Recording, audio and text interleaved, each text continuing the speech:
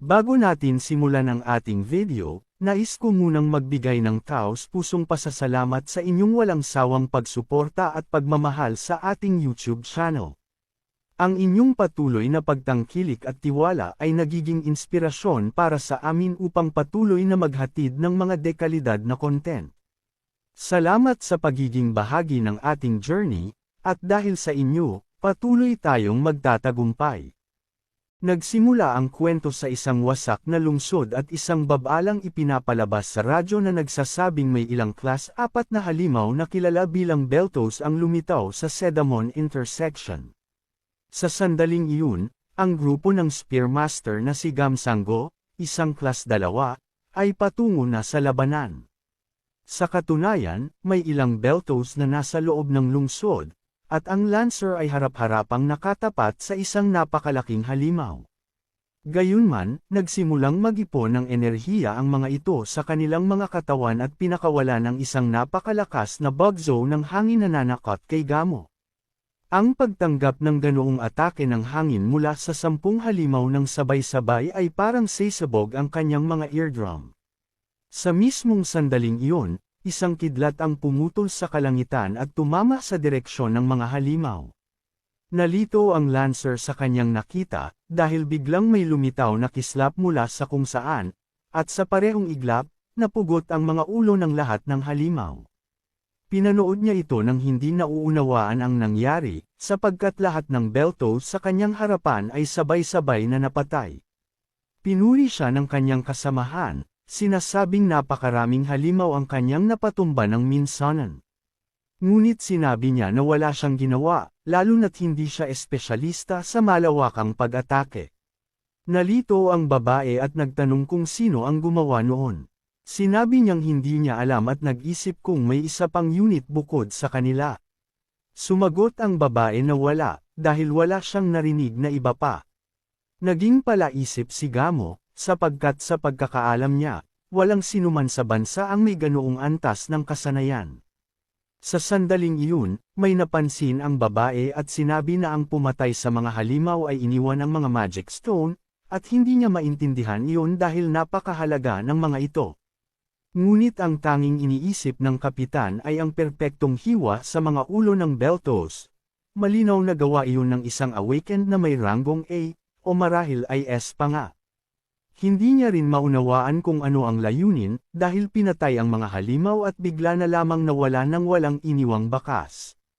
Tumigil siya sa pag-iisip sandali at inutusan ang grupo na kolektahin ang mga magic stone at makipag-ugnayan sa punong tanggapan upang tawagin ang corpse elimination team. Pagkatapos, may napansin siya sa kanyang tabi at nakita niyang isa pala itong restaurant. Nagkomento siya na kung sino man ang awakened na pumatay sa mga halimaw, kung nagkamali lamang ito ng hiwa, malamang ay bumagsak sana ang karne ng halimaw sa mismong restoran na iyon. Dahil doon, naisip niyang napakaswerte ng may-ari. Pagkatapos ay nag-inat siya at sinabing aalis na sila, dahil nasa mood siya para uminom. Samantala, malapit sa lugar, lumitaw ang pangunahing karakter habang bumababa ng hagdan, at pagdating sa kalye ay nagtungo siya sa restaurant. Pagpasok niya, binuksan niya ang kalan at naglagay ng isang palayok upang painitan. Pagkatapos ay kinuha niya ang karne at inilapag ito sa mesa. Sandali niya itong pinagmasdan at naisip kung baka naparami ang kanyang nahiwang karne. Inisip din niya na tiyak na nakolekta na ang mga bangkay ng mga halimaw, kaya naisip niyang magiging interesante ang paggawa ng jerky. Sa sandaling iyon, may kumatok sa pinto at tinawag siya. Tinanggap niya ang bisita, na nagsabing mula ito sa Awakened Association at nais malaman kung ang taong naroon ay si Chulo Kang. Sumagot ang MC na siya nga iyon, at dumiretso sa pakay ang lalaki, sinasabing nais niyang pag-usapan ang ilang Beltos na umatake sa lugar kanina. Bagamat sa tingin niya ay mabuti na agad na napigilan ang mga halimaw, naniniwala siyang medyo natakot ang lahat sa rehiyon, kaya naroon siya upang tingnan kung may anumang pinsalang nangyari. Sinabi ng MC na naiintindihan niya iyon, bagamat sa palagay niya ay hindi naman ito malaking bagay, dahil matagal nang ganoon ang mundo. Nagkomento ang lalaki na totoo iyon, kahit pa naging mas matatag ang mundo nitong mga nakaraang panahon, at inisip niyang napakabuti na walang mga tirahan sa paligid kaya minimal lamang ang pinsala. Sa sandaling iyon, may naamoy siyang kakaiba at sinabi niyang napakabango ng amoy. Sumagot si Chulo na normal lang iyon dahil restoran ang lugar. Medyo nahiya ang lalaki nang marinig iyon at umamin na nais niyang kumain ng kaunti, dahil bukas naman ang lugar at buong umaga na siyang naglalakad at nag-aasikaso. Nagustuhan ng MC ang kanyang narinig at inanyayahan siyang pumasok. Nagulat ang empleyado ng asosasyon nang makita ang loob ng restoran, sapagkat kahawig ito ng mga restorang napapanood sa mga drama bago pa lumitaw ang mga gate. Humingi ng menu ang lalaki, ngunit sinabi ni Chulo na wala silang menu dahil nagluluto siya base sa mga sangkap na nakukuha nila bawat araw. Nagsimulang maghanda ang MC at sinabi na ang ulam para sa araw na iyon ay belto steak. Nagulat ang lalaki nang marinig ang pangalang iyon at nagkomento na tila ang tinutukoy nito ay ang mga halimaw na umatake kanina. Ipinaliwanag pa niya na salamat kay Master Gamo, natalo ang mga halimaw at malamang ay napunta na sa merkado ang karne. Habang naghahanda ng pagkain, kinumpirma ni Chulo ang sinabi at idinagdag na dahil doon ay nakakuha siya ng sapat na dami ng sariwang karne ng belto. Nagsimulang mag-alala ang lalaki dahil kahit mukhang masarap ang pagkain, hindi niya kailanman inisip na bigla siyang kakain ng ganoong klase ng steak at hindi rin siya sigurado kung may sapat siyang pera para magbayad. Samantala, sinimulan ng MC na hiwain at timplahan ang karne. Habang ginagawa iyon, naalala ni Chulo ang nangyari 30 taon na ang nakalipas. Ang sandaling siya ay nagising at biglang ipinatawag sa ibang mundo.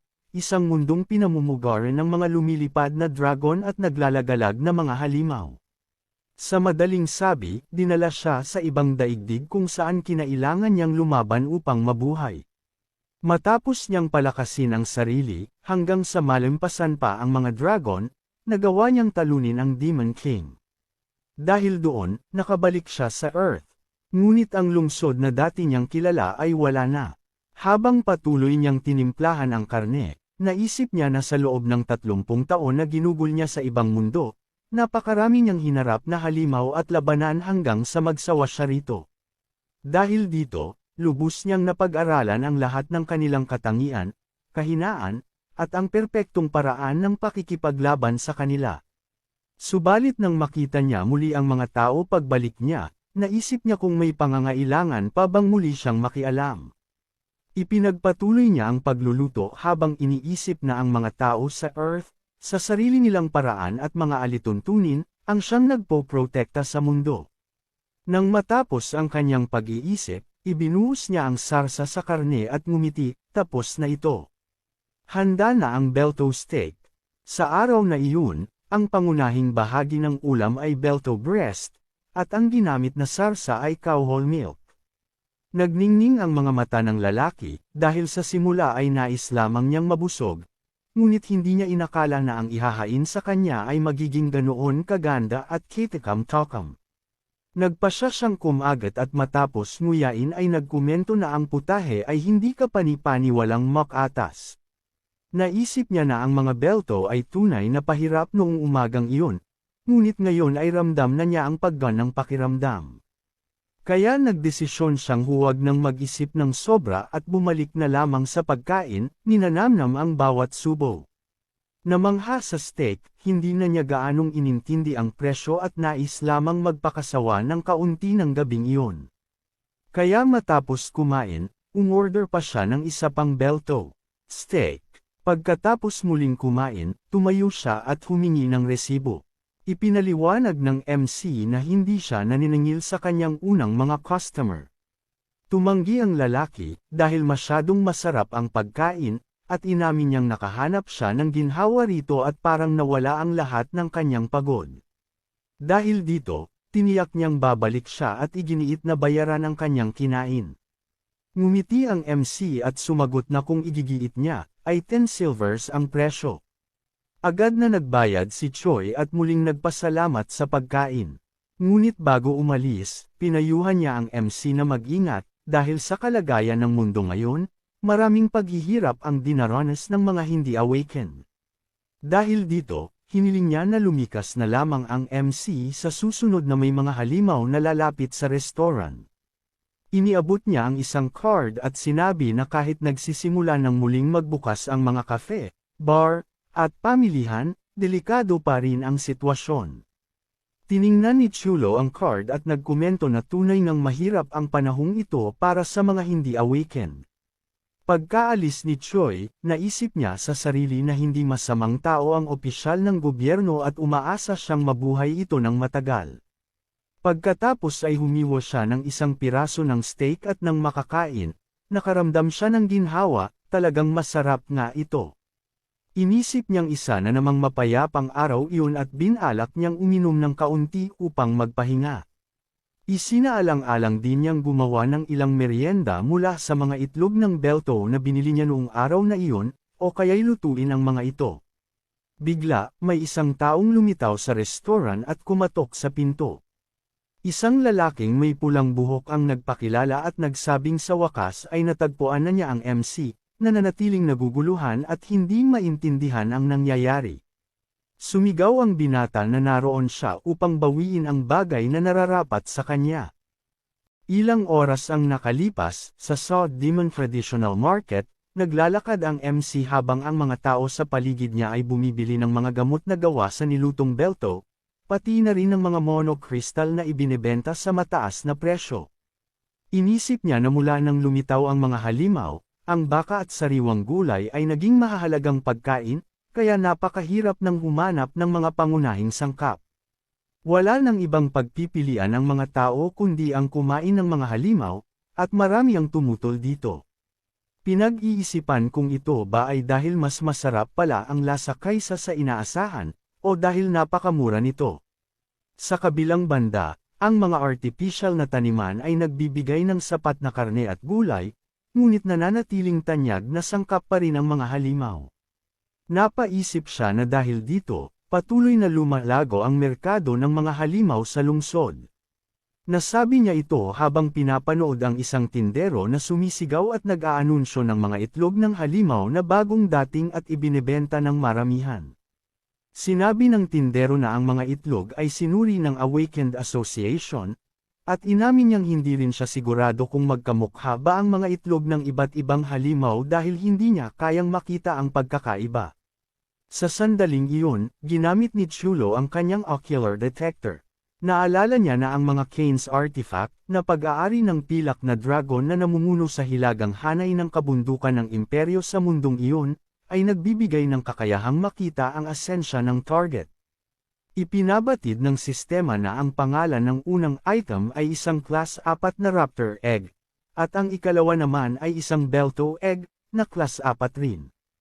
Habang binabasa ang impormasyong ito, naisip niya na ninakaw niya ang kakayahang ito nang mahuli niya ang Demon King, at hanggang ngayon ay isa ito sa mga artifact na pinakamadalas niyang gamitin.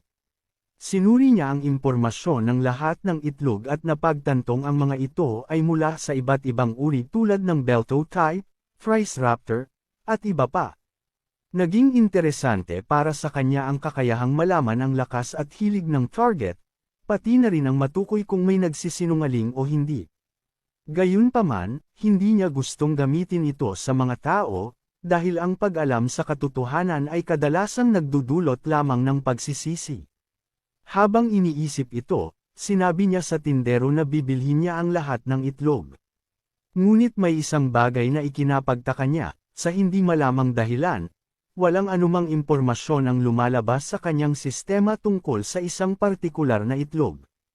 Dahil sa pag-uusisa, sinabi niya sa tindero na gusto niya ang mismong itlog na iyon. Pagdating niya sa kanyang restaurant, binasag niya ang isa sa mga itlog. Habang ginagawa iyon, naisip niya na noong nasa larangan pa siya ng digmaan, ang pagkain ay isang pag-aaksaya lamang ng oras, at ang pag-iisip tungkol sa masarap na pagkain ay itinuturing na isang luho. Sa paglipas ng panahon, ang tanging nanatili ay ang paghahangad sa masasarap na bagay. Habang iniisip ito, tinapos niya ang paghahanda ng Belto Scrambled Eggs.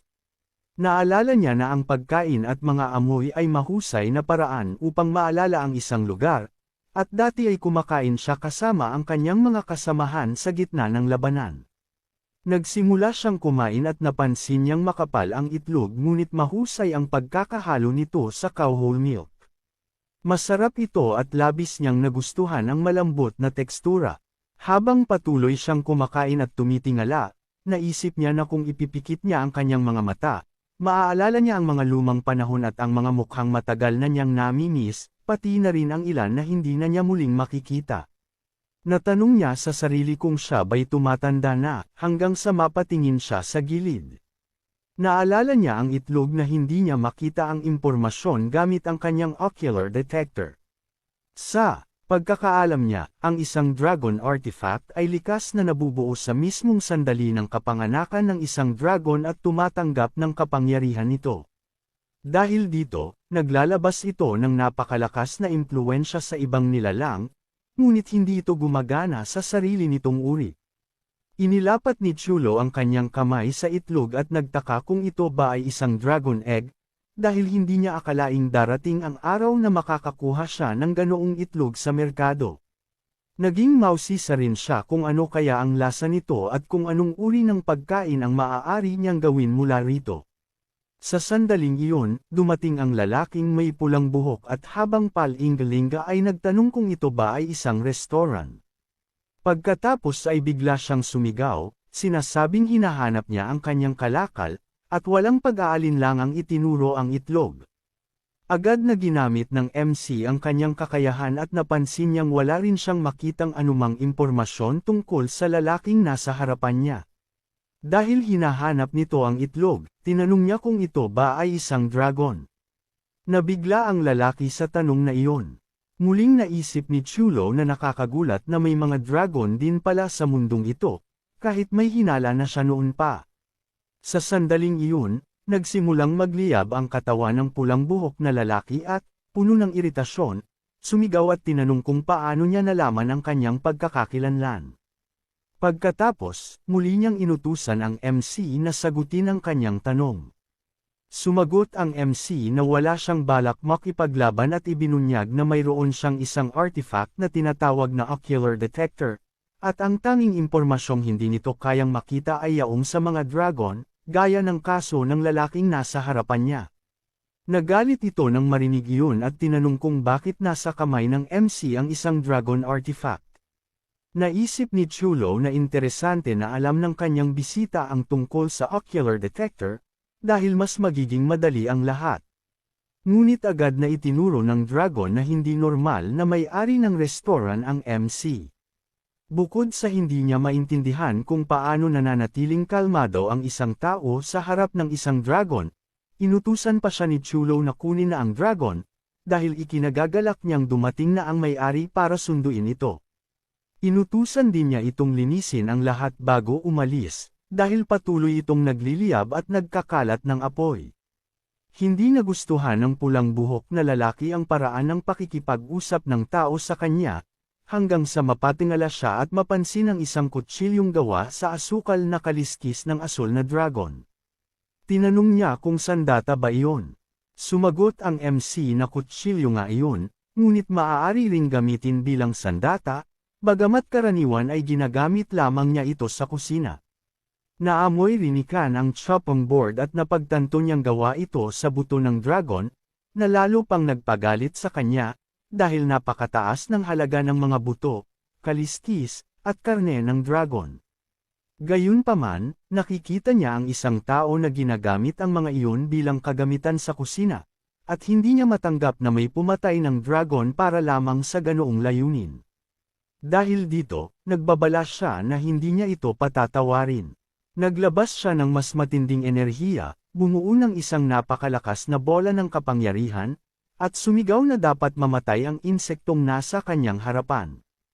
Huminga ng malalim si Chulo at tinanong kung talagang ganoon kahirap linisin ang buong kalat.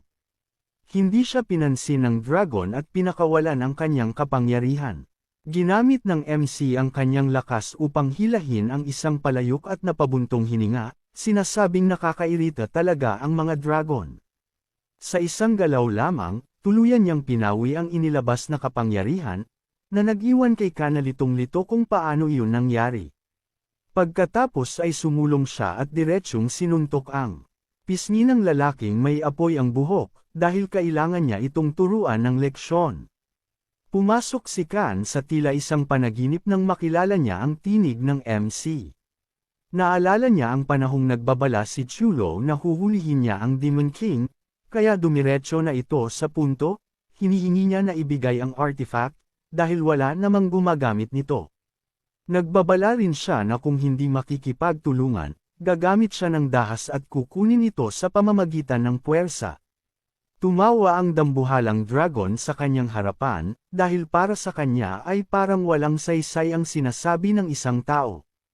Kaya unti-unti itong lumapit. Gayunpaman, iniunat ng batang dragon ang kanyang paa at naisip na hindi niya iyon maaaring gawin, dahil nakita na niya ang taong ito 30 taon na ang nakalipas. Dahil dito, nakilala niya ang MC at napagtantong tiyak na mapapag-alitan, o mapapalo, ang kanyang ama. Sa sandaling iyon, napansin ng MC na may isang bata roon at nagbabala na hindi ito dapat nanunood. Doon lamang muling nagising si Khan at bumalik sa realidad. Tinanong siya ng MC kung gising na ba siya, dahil kailangan daw nilang mag-usap, lalo na tungkol sa paglilinis ng restaurant. Sinabi niyang kapag natapos na ang paglilinis, papayagan niya itong kunin ang mga gamit nito at umalis. Ngunit bago iyon, nagbabala siya na talagang ayaw niya sa mga dragon dahil sa personal na dahilan. Kaya kung hindi susunod si Khan, mapipilitan siyang gumamit ng dahas. Nang marinig iyon, lubos na natakot ang dragon at agad na sinimulang linisin ang kalat na siya mismo ang gumawa. Sinamantala ni Chulo ang pagkakataon at nagtanong kung hindi ba siya taga rito, dahil alam nito ang tungkol sa ocular detector. Sumagot si Khan na ipinanganak siya sa kontinente ng Espan, at kamakailan lamang ay napadpad sa mundong ito dahil sa isang bitek sa dimensional opening. Naisip ng MC na interesante na konektado pala ang kontinenteng iyon sa kanilang mundo, at hindi na siya nagulat kung bakit pamilyar ang mga halimaw, malamang ay mula rin ang mga ito sa Espan. Pagkatapos ay nagkomento siya na sa teritoryo ng ibang mundo, ang pangalan niya ay Liesmiro. Ngunit sa Earth ay kilala siya bilang Chulo Kang, at tinanong kung narinig na ba iyon ni Khan. Kasabay nito, inutusan niya itong bilasan ang pagtatrabaho. Nang marinig ng dragon ang pangalang iyon, nagsimulang pagpawisan si Khan sa nerbiyos, dahil sigurado na siya kung sino talaga ang may-ari ng restaurant. Matapos nito, napansin ng MC na maayos ang pagkakalinis at pinayagan na niyang kunin ni Khan ang kanyang mga gamit. Nagpasya si Khan na magtanong kung bakit hindi niya ibinalik ang artifact ng kanyang ama matapos talunin ang Demon King. Nalito ang MC sa tanong at tinanong kung sino ba ang ama nito. Sumagot ang pulang buhok na lalaki na ito ay si Rex Ekman. Nagulat siya nang malaman ito, bagamat hindi lubos na nabigla dahil medyo magkahawig ang kanilang mga aura. Dahil dito, napagtanto niya na ang kaharap niya ay ang batang dragon na naroon noong araw na iyon. Nang makita niyang nanginginig ang binata, sinabi niya rito na lumapit at nagbabala na hindi niya ito sasaktan, dahil mahigit 30 taon na mula nang huli siyang manakit ng mga dragon. Hindi yun pinaniwalaan ni Khan, dahil ilang sandali pa lamang ang nakalipas ay tinamaan siya ng kawali sa mukha. Kaya sinabi niyang huwag siyang magsinungaling, sapagkat kahit hindi niya alam kung paano tumatanda ang mga tao, sigurado siyang hindi man lang nagbago ang itsura ng MC. Tinanong niya kung ilang taon na ang dragon, at sumagot ang binata na sa pagkakaalala niya ay lampas 50 na siya ng kaunti. Naisip ni Chulo na kahanga-hanga ang edad ng dragon at sinabi niyang siya mismo ay 60 taong gulang na. Nagulat ang pulang buhok na binata at nagtanong kung isa ba siyang duwende, dahil ang mga ito ay nabubuhay ng daan-daang taon. Tinanong siya ng MC kung bakit at kung sa tingin ba niya ay ganoon siya kagwapo. Pagkatapos ay binalaan niya na noong araw, ang parusa ang lunas para sa mga suwail na dragon. Natakot ang binata hanggang sa biglang tumawa ang MC at sinabing nakakatawang makakita ng dragon na naglalakad na parang nasa balat ng itlog dahil sa isang tao. Sumagot si Khan na malinaw namang kahit ang mga dragon ay marunong matakot, at itinuro na ang MC ang siyang pumatay sa kanyang uri. Dahil dito, nais niyang malaman kung balak din ba siyang patayin. Sumagot si Chulo na tila may hindi pagkakaunawaan, dahil ang kutsilyong gawa sa kaliskis at ang chopping board na buto ay mga red along ibinigay sa kanya. Inamin niyang may mga dragon siyang tinalo, ngunit hindi siya kailanman pumatay ng isa. Pagkatapos ay humingi siya ng paumanhin at ipinaliwanag na nasira ang artifact ng ama ni Khan sa laban nila ng Demon King, kaya hindi niya ito maibalik kahit gusto pa niya. Nagulat si Khan sa lahat ng ito, at muling humingi ng paumanhin ang MC, dahil talagang kailangan niya ang artifact noon. Pagkatapos ay inanyayahan niya si Khan na uminom, kahit marami pa raw tanong. Pagkatapos ng ilang lagok, sinabi ng dragon na hindi siya dapat umiinom kasama ang isang karaniwang tao, ngunit maya-maya pa ay bumagsak na siya sa mesa, naglalaway sa sobrang kalasingan. Sinabi niya na marahil ang MC ang kauna-unahang tao na nakainom kasama ang isang dragon, at dapat niyang ipagmalaki iyon. Naisip ng MC na interesante ito, dahil nakakuha na naman siya ng isa pang titulo bilang unang tao. Pagkatapos ay tinanong niya kung si Khan ba ang nangitlog, at pinuri siya, sapagkat kahanga-hanga iyon para sa isang batang dragon. Nagalit ang binata at sinabi na siya ay lalaki, at malinaw na ang mga lalaki ay hindi nangangitlog. Ipinaliwanag niya na ang itlog ay ng kanyang nakababatang kapatid, at sinabi na kamakailan lang ay nagkaroon ng dimensional rift sa kanilang pugad habang wala ang kanilang mga magulang. Tinanong siya ni Chulo kung gaano na siya katagal na sa mundong iyon, at sumagot ang dragon na mga kalahating taon. Naisip ni Chulo na nakakatawang pagkakataon ito, dahil kahawig ng nangyari nang siya mismo ay nakabalik sa Earth. Ibinunyag ng binata na narinig niya na nawala ang MC matapos patayin ang Demon King, at tinanong kung hindi ba siya agad nakabalik. Sumagot ito na may mga kailangang ayusin at iyon ang dahilan kung bakit natagalan siya. Medyo lasing, sinabi ng pulang buhok na lalaki na interesante iyon, ngunit nagtaka kung bakit nagtatago lamang siya sa isang karaniwang restoran pagkatapos iligtas ang mundo, mawala, at muling lumitaw sa ibang dimensyon. Itinuro rin niya na isang halimaw tulad ng MC ay madaling kunin ang mundong iyon. Tinanong ni Chulo kung talagang ganoon ang iniisip niya, at galit na pinatalsik ng binata ang mesa, sabay sabi, ganun talaga ang mga tao. Palaging naghahangad ng kapangyarihan, digmaan, at kasakiman. Tinanong niya rin kung noong winasak ng MC ang Demon King at iniligtas ang mundo, hindi ba nagsimula rin ang mga tao na labanan ang isa't isa? Napag-isipan niya ito at sinabi na may katuturan, ngunit wala siyang interes sa mga iyon dahil pagod na siya. Sinabi ni Khan na hindi siya naniniwala sa sinasabi ng tao, at ang MC ay simpleng humiling na alagaan niya ng mabuti ang kanyang nag-iisang kapatid. Agad siyang niyakap ng binata at sumagot ng oo. Bigla, isang malakas na liwanag ang nagmula sa itlog, na nagpapapikit kay Chulo. Nang buksan niya ang mga mata, napansin niyang kakaiba ang nilalang sa harapan niya, at nakita rin niya si Khan na nakaupo sa likod, nakangiti. Doon lamang niya napagtanto na may isang batang dragon sa kanyang harapan, at nagulat siya dahil simpleng pumutok lang ang itlog at isinilang ang dragon. Nang makita ito, tinanong niya kung magkakaroon ba ito ng pangalan o tatawagan lang na baby dragon tulad ng lahat ng dragon. Sinabi ng pulang buhok na lalaki na hindi pa niya naisip ang pangalan. Nagsimulang haplosan ito ng MC at tinanong kung lalaki o babae ito. Nairita si Khan at sinabi na huwag itong tretuhin na parang hayop, at malinaw na babae ito. Tiningnan ng mabuti ng MC ang batang dragon at napansin niyang kamukha ito ng millet bird, kahit na may ilang ngipin ito. Naisip niya kung ang mga dragon ba ay omnivores. Patuloy niyang pinagmamasdan ito hanggang sa tanungin siya ng binata kung hindi ba cute ang kanyang nakababatang kapatid, dahil nakita niyang kaakit-akit ito. Muling hinaplos ni Chulo ang dragon, at tinanong kung saan niya dadalhin ang batang dragon. Nag-isip siya pati na rin ang MC, nang umiti at nagsabi na kung may pupuntahan, iyon ay kain muna bago umalis. Pagkatapos noon, maraming malalakas na hangin ang hamampas sa paligid. Dumating ang mga bastard demons kasabay ng bagyo, dala ang matinding amoy ng dugo. Sa mga araw ng ulan, naalala niya ang battlefield.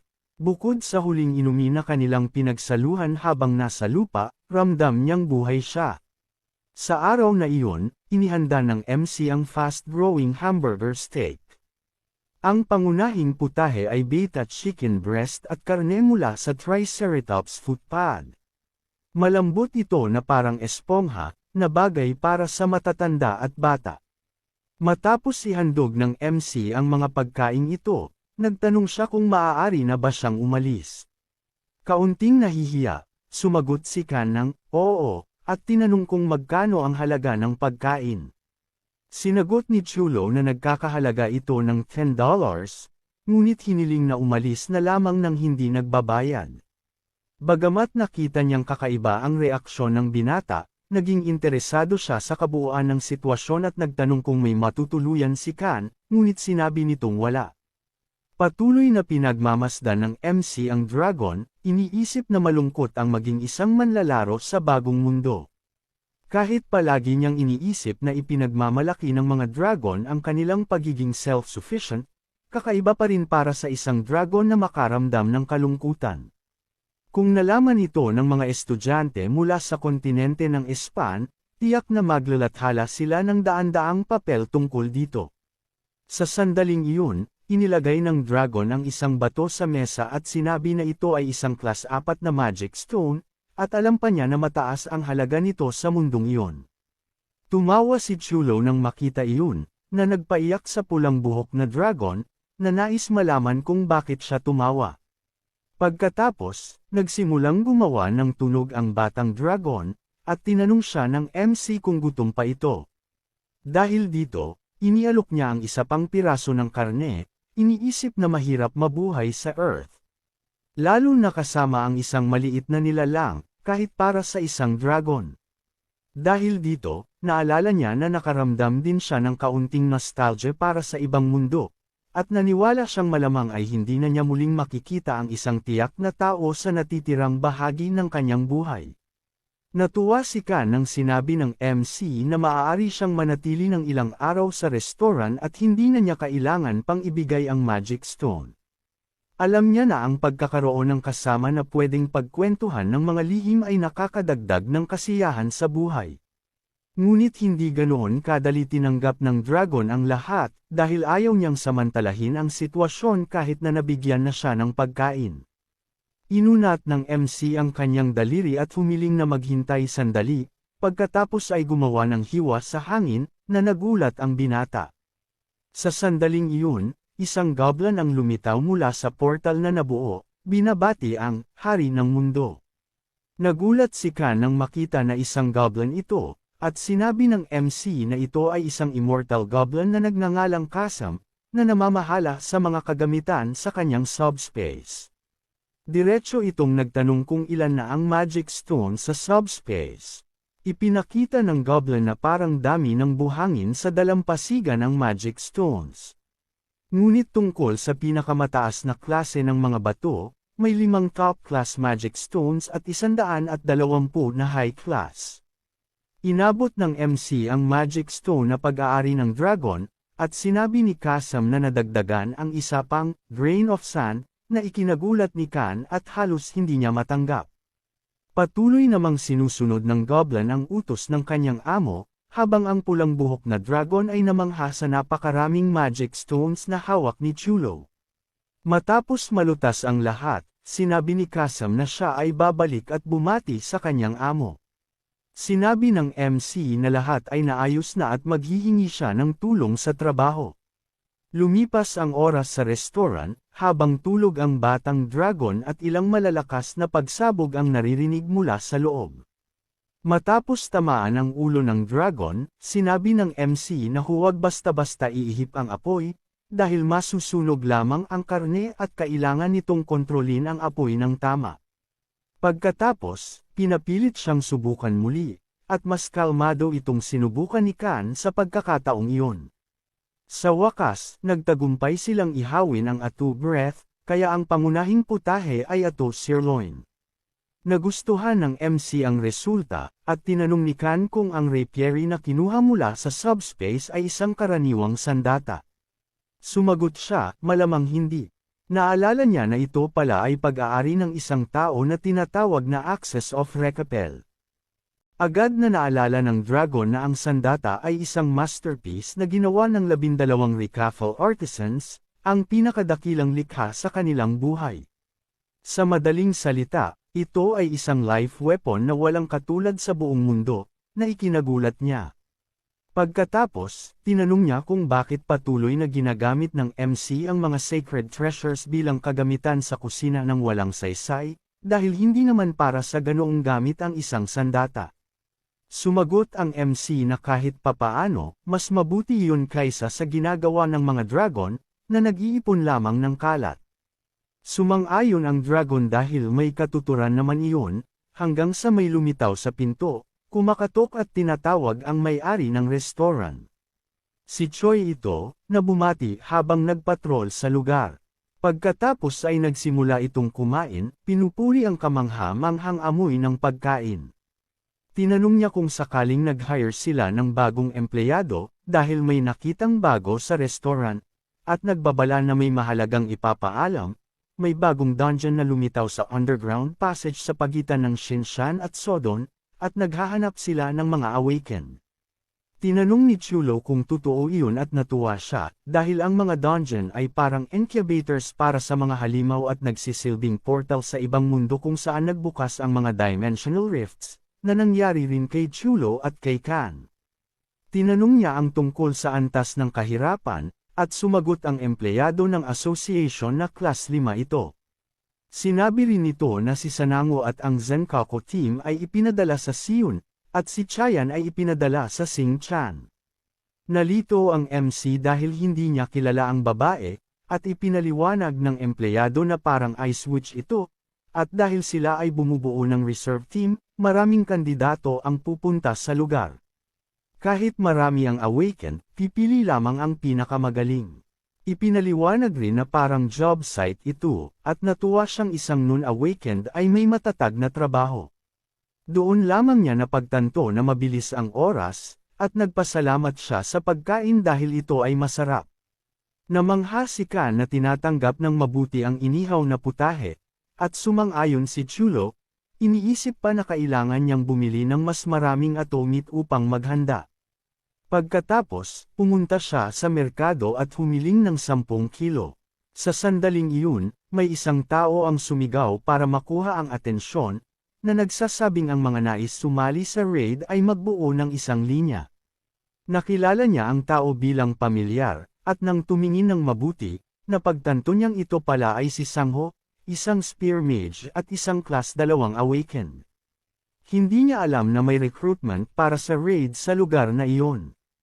Alam niya na sa ngayon, ang mga dungeon raids ay tinatawag na raid parties, nakahawig ng lumang game system. Dahil dati siyang mahilig maglaro, mas madali niyang naunawaan ang mga ganitong bagay. Dagdag pa rito, ang mundo ay halos nagiging isang fantasy RPG, kaya natural lang na ginagamit ang mga termino mula sa laro.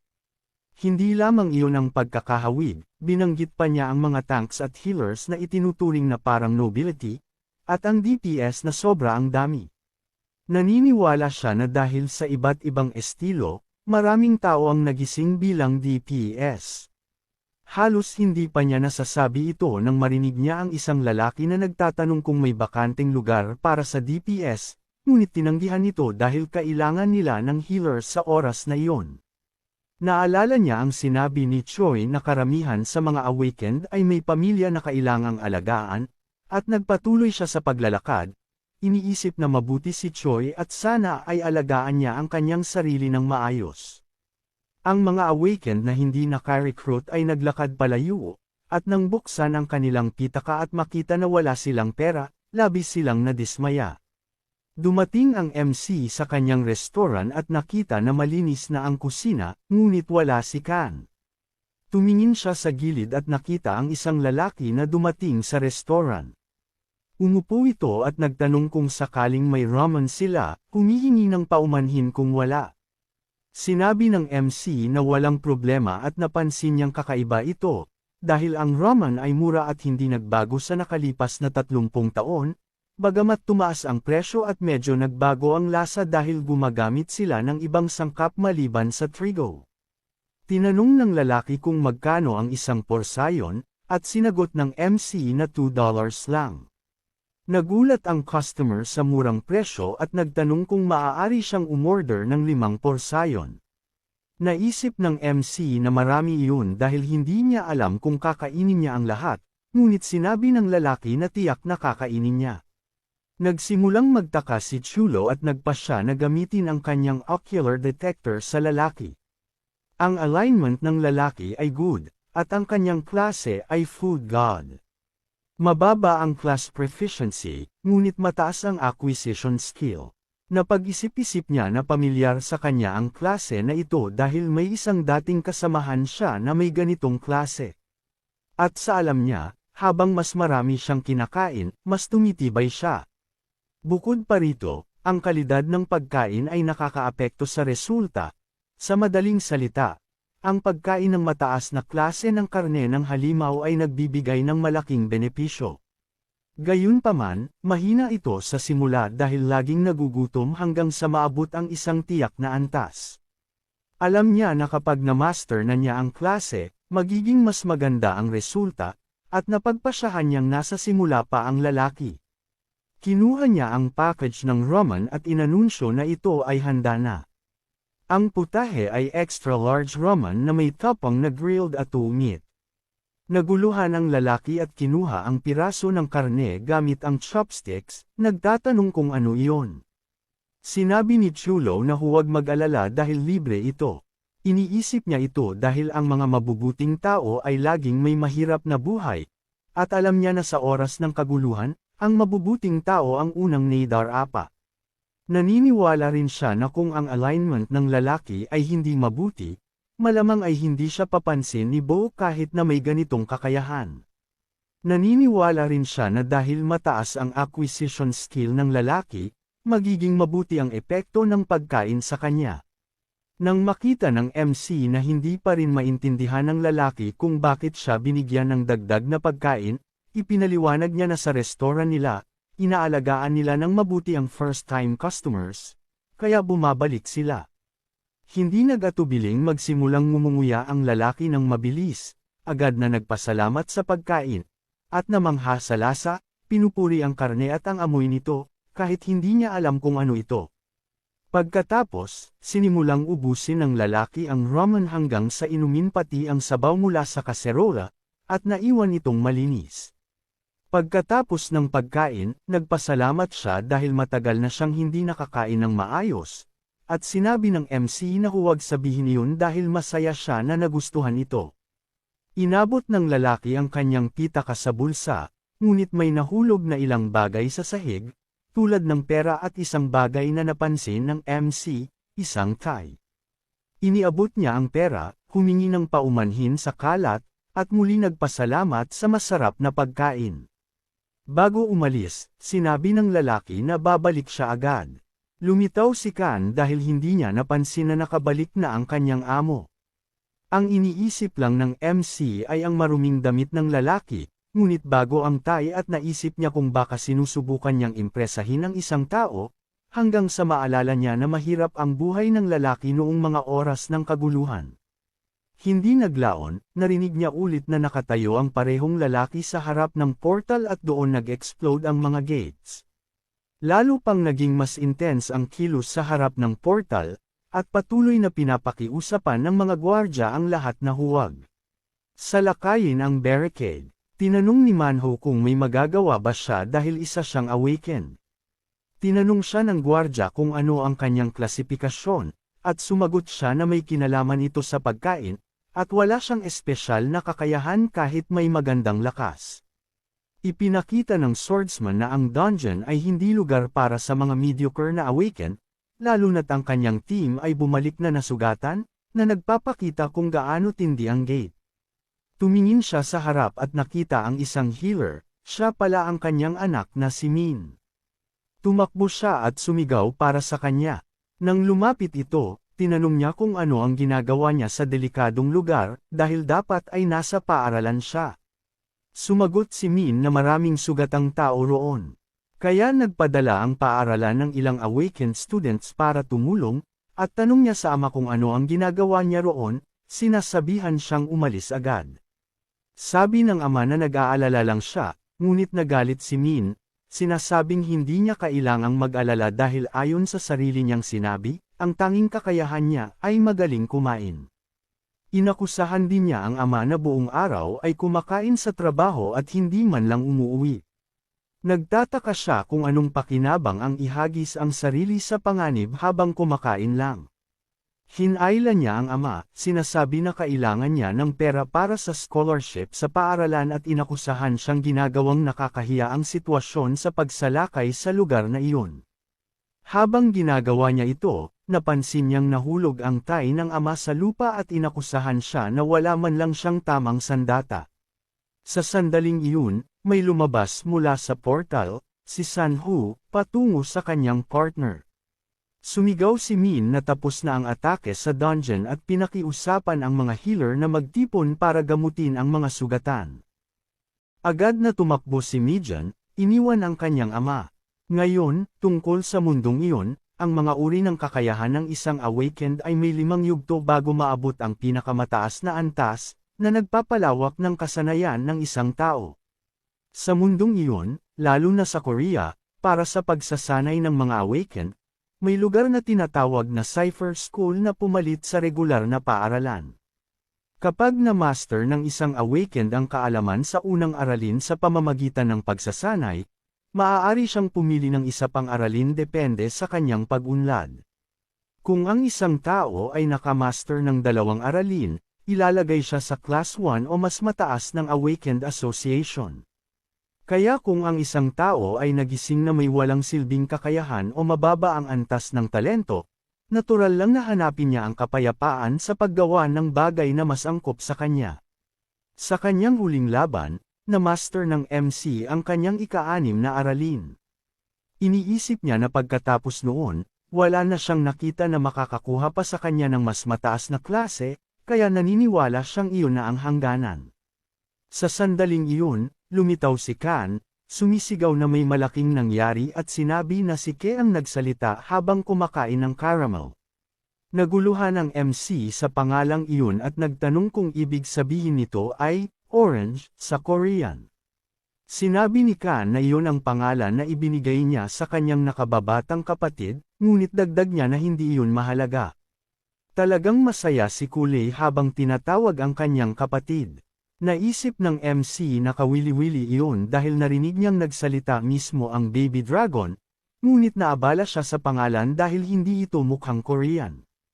Pinaliwanag niya na ang baby dragon mismo ang nagbigay ng pangalan sa sarili nito at isinilang muli sa mundong iyon. Tinatawag ni Ul ang kanyang kapatid na ama, at natuwa si Kan dito. Sinabi ni Cholo na sa alam niya, ipinapanganak na ang mga dragon na nakamaster ng Class 1, at tinanong kung anong klase ang naabot ng baby dragon. Sagot ni Kan na interesado rin siya, dahil kailangang hintayin nila itong lumaki ng kaunti. Sa sandaling iyon, may pumasok sa restaurant, si Manho, humihiling ng 5 dagdag na mangkok ng ramen. Lumapit siya sa counter at sinabi na sinusubukan niyang sumali sa Furious Gate Group, ngunit nauwi sa pagkakita sa kanyang anak. Sinabi niya na kung tutulungan niya ang mga sugatan, makakakuha siya ng school scholarship, ngunit ayaw niya talaga dahil delikado ang lugar. Inamin din niya na malungkot siya dahil hindi niya matulungan ang anak niya, at pinaalis pa siya dahil isa lang siya sa mga nasa level 7, kaunti lang higit sa isang ordinaryong sibilyan. Ipinaliwanag niya na ang kanyang anak na babae ay nagising na may kakayahan bilang healer, kaya mula pagkabata ay kinilala siya bilang third-class awakener, bukod pa sa pagiging huwarang estudyante. Naniniwala siya na mabuti ang pagtrato sa kanya ng Awakened Association.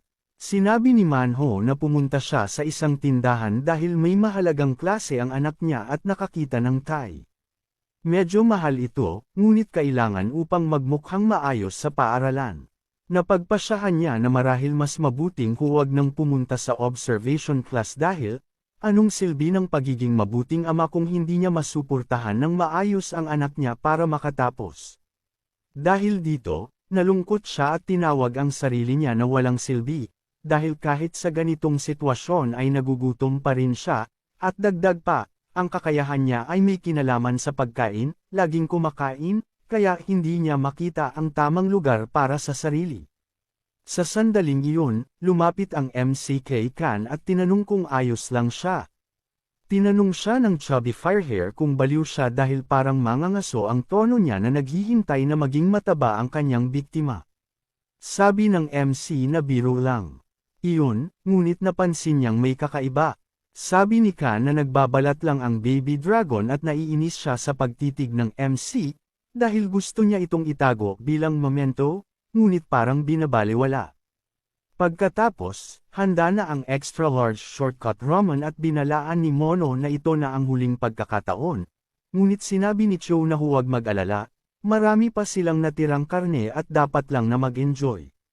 Nagsimulang kumain ang lalaki at pinanood lang siya ng MC hanggang sa matapos niya ang buong kaserola. Iniwan ang pera sa mesa, at nagpasalamat sa pagkain. Humingi rin siya ng paumanhin sa pakikinig sa biglang pag-iyak.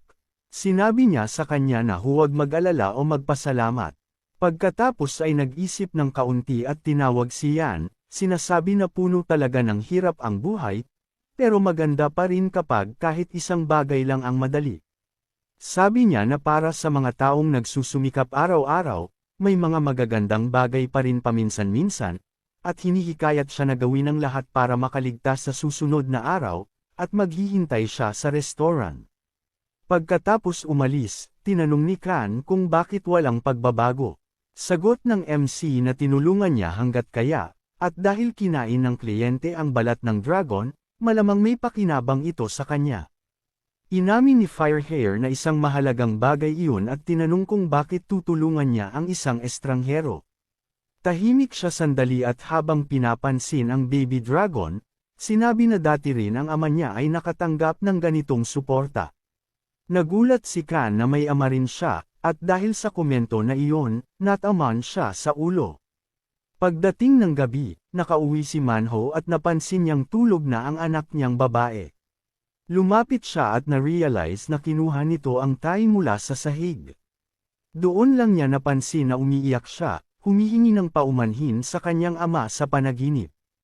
Pinatama niya ang ulo nito at sinabing ayos lang, dahil siya rin ay may kasamang pakiramdam ng sama ng loob.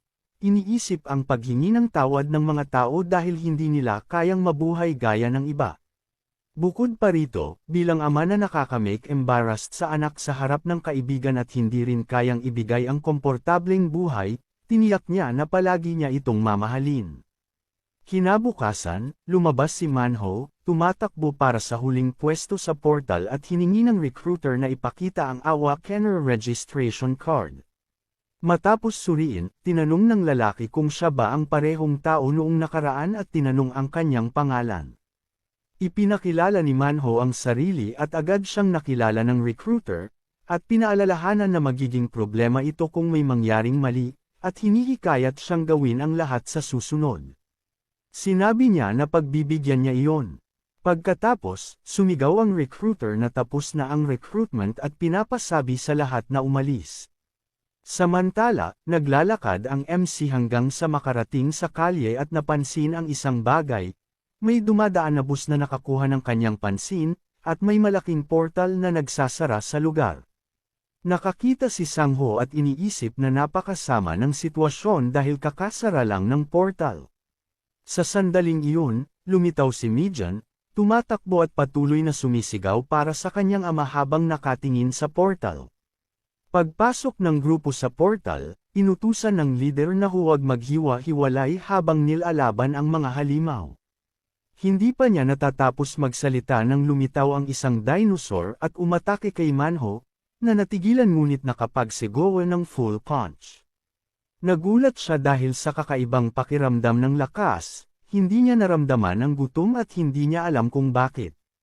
Biglang may lumapit na babae at tinanong kung ano ang nangyayari, itinuturo ang isang fisher sa loob ng dungeon.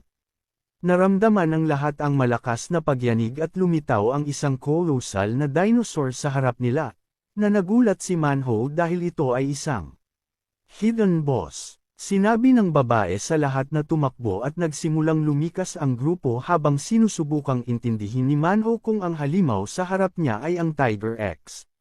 Naghanda siyang tumakbo, ngunit may napansin siyang bagay, sa halimaw na kanyang natalo, mayroong Mona Crystals. Agad niyang na-realize na ito ay class 8, at kung maibebenta, makakakuha siya ng ilang linggo ng trabaho at kompensasyon. Ngunit sumigaw ang isa pang awakened na umalis agad, ngunit tumanggi siyang iwan ang crystals. Kasabay nito, umatake ang boss upang kagatin siya, ngunit nakapag-counter siya, lumipad palayo. Habang nasa hangin, nagmuni-muni siya na talagang kahabag-habag ang sitwasyon, tulad ng iniisip ng kanyang anak, na kahit sa huli, nagiging tanga siya. Naalala niya ang unang pagkikita sa anak niya, pati ang pag-iyak nito habang natutulog, pati mga sandali ng kasiyahan o noong sanggol pa na palaging umiiyak. Ang susunod niyang alaala ay siya bilang sanggol, at dahil dito, nagising siya sa buhay at nagsimulang bumangon, ayaw niyang mamatay ng ganoon dahil iiwan niya ang anak niya ng mag-isa sa mundong iyon. Tumingin siya sa dinosaur na matibay na tumitapak sa lupa at sumugod sa pag-atake. Tumanggi siyang mamatay doon at sumigaw ng buong lakas, na tumama ng full punch sa bibig ng halimaw. Lumabas mula sa kanyang kamao ang colossal na enerhiya, na nagulat kahit ang lalaking may bigot dahil hindi niya alam kung ang epekto ay dahil sa level up. Nagulat si Manho sa nakitang nag-uumapo na aura at iniisip kung na-paralyze na niya ang hidden boss. Napapansin din niya na hindi masakit ang kanyang kamao at hindi siya nakakaramdam ng gutom. Umatake muli ang halimaw, ngunit hinawakan niya ang mga pangil nito gamit ang parehong kamay at patuloy na nagtutulak. Kahit na naitulak pabalik, nagbabala siya na patuloy niyang hahawakan hanggat kaya niya. Biglang lumitaw si Sangho at tinanong kung bakit hindi pa umaalis ang mga tao gayong nandoon ang hidden boss. Itinuturo ng mga tao sa harap, sinasabi na isang lalaki ang humaharang sa isang class 2 Tiger X mag-isa. Nagulat ang dalawang general sa nakita nila dahil kahanga-hanga ito, at iniisip nila na dapat makuha nila ang card ng lalaki para sa hinaharap. Sa sandaling iyon, mabuti ang tendency ni Manho at ang kanyang class ay section. Katamtaman ang kanyang class achievement at mataas ang skill acquired. Nakita ng MC ang impormasyon na ito sa hangin, iniisip na gumagana ang mirror skill sa pamamagitan ng pagkuha ng atake ng kalaban at pag-reflect nito pabalik. Madali ring makita ang pinsala, ngunit napakalapit niya sa isang tank. Dahil dito, iniisip niya na sa larangan ng mga awakened Korean classes, ito ay isang kasiya siyang skill na maaaring kahit na class 3. Nakita niyang dinadala ni Songho si Manho palabas at iniisip na napakaganda ng nangyari, at nagtataka kung dapat na rin siyang umalis. Sa restaurant, antok na ang baby dragon. Sa radyo, naiulat na sa ikatlong pag-atake ng dungeon team, na ideklara nilang natalo na ang hidden boss at sinabi na ang pangunahing papel sa team ay isang awakened class 7 na si Manho. Dahil dito, siya ang naging pinakamalaking contributor sa pananakop ng dungeon, at halos mag-suffer ang team ng hindi na mababalik na pinsala dahil sa paglabas ng hidden boss. Masaya ang MC sa narinig niya. Hawak niya ang baby dragon sa kanyang mga bisig at napapansin niyang tumaba ito kamakailan. Patuloy siyang tinatawag na Daddy, ngunit pinapaalalahanan niya na hindi siya ama nito. Pagkatapos, nagdadala ang radyo ng bagong balita, tulad ng isang magnanakaw na ginugulo ang lungsod, kilala sa pagkahilig sa makinang at pagkain. Iniisip ng MC ito habang naririnig ang balita tungkol sa magnanakaw na obsessed sa makinang at pagkain. Sa sandaling iyon, lumitaw ang baby dragon hawak ang isang tasa na puno ng tubig. Tinanong ng MC kung iinuman ba niya iyon at siya nga ay gagawin iyon. Ngunit lumitaw si Kan at nagsabing huwag na, dahil maraming mikrobyo ang tubig.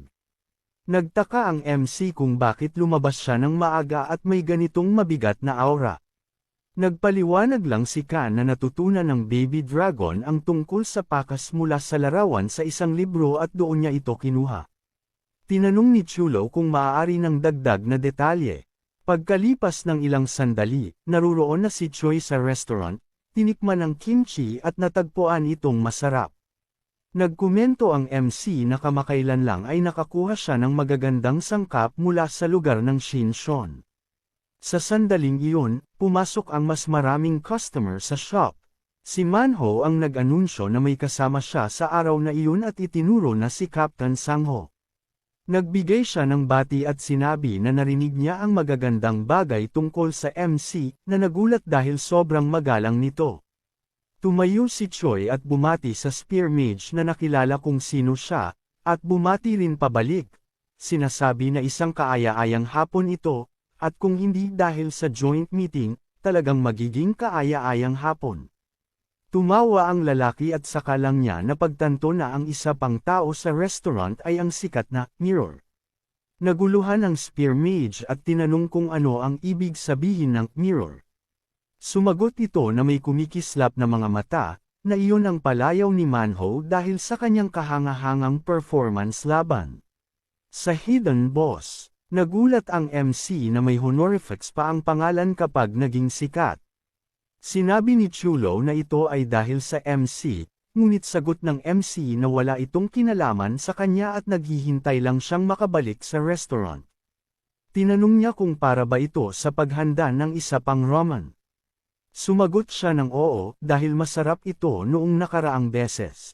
Inamin ni Sangho na gusto rin niyang kumain ng ramen, kaya hihilingin niya ang parehong ulam. Pagdating ng pagkain sa mesa, kinain ni Manho ang lahat ng sabay-sabay, na ikinagulat ng spear mage, iniisip na kahanga-hanga ang kakayahan ng kaibigan niyang kumain ng ganoon karami sa isang upo. Tumawa na lang siya, bahagyang nahihiya.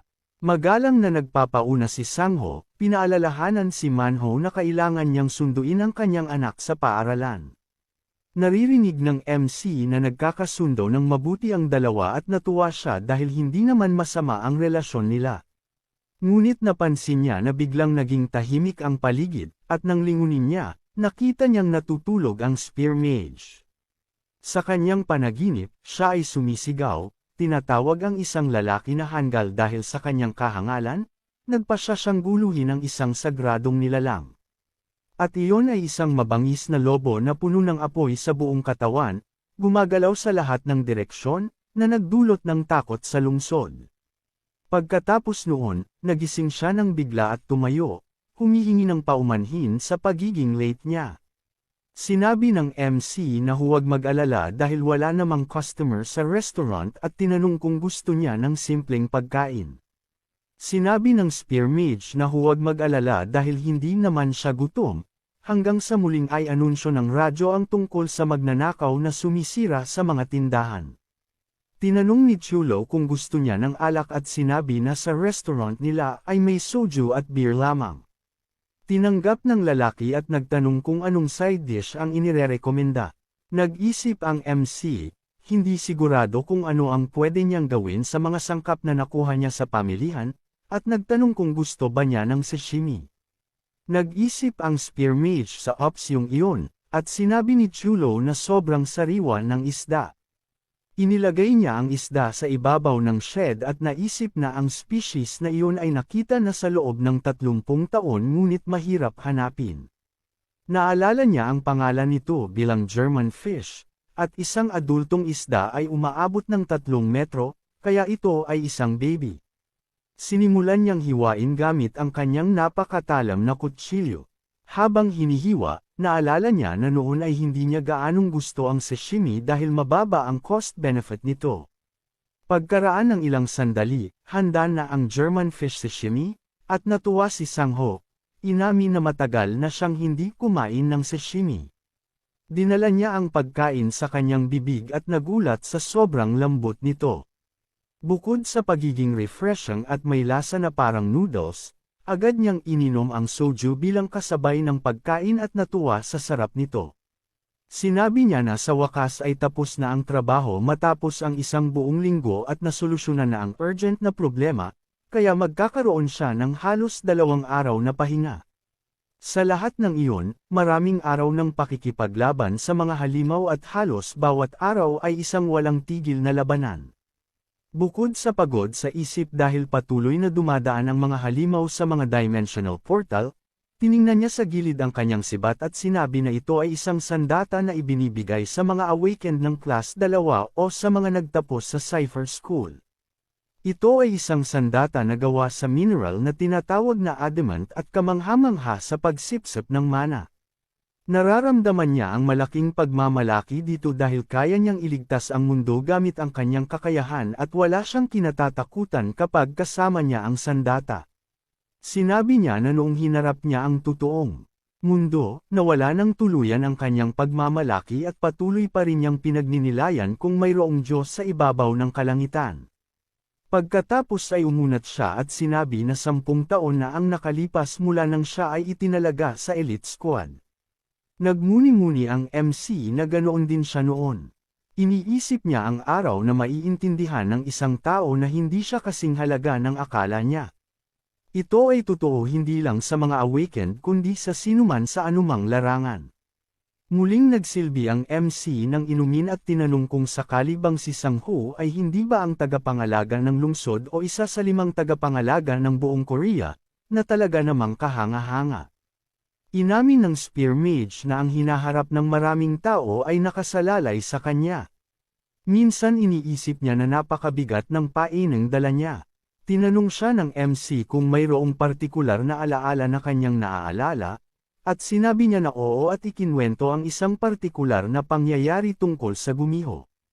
Noong araw na iyon na umuulan, siya ay tumatakbo kasama ang kanyang partner, gusto niyang malaman kung sino ang hanggal na ginulo ang pagtulog ng gumiho. Sumagot ito na isang knight, at naiinis siya dahil hindi niya maintindihan kung bakit ang isang class 2 ay gagawa ng ganoong bagay. Dumating sila sa lugar kung saan naroon ang napakalaking firewolf at ang laki nito ay kolosal. Ipinaliwanag niya na ang mga nilalang na may pambihirang intelihensya ay karaniwang tinatawag na sagradong nilalang at minsang tinatawag ding mga halimaw na lampas sa mga klase. Hindi alam ang eksaktong dahilan, ngunit ang mga nilalang na ito ay hindi nananakit sa tao. Gayunpaman, walang record sa nakalipas na 30 taon na naglunsad sila ng preemptive na pag-atake. Kaya, sa kanyang alaala, nakita niya ang lalaki at tumakbo upang tanungin kung bakit niya ginawa iyon.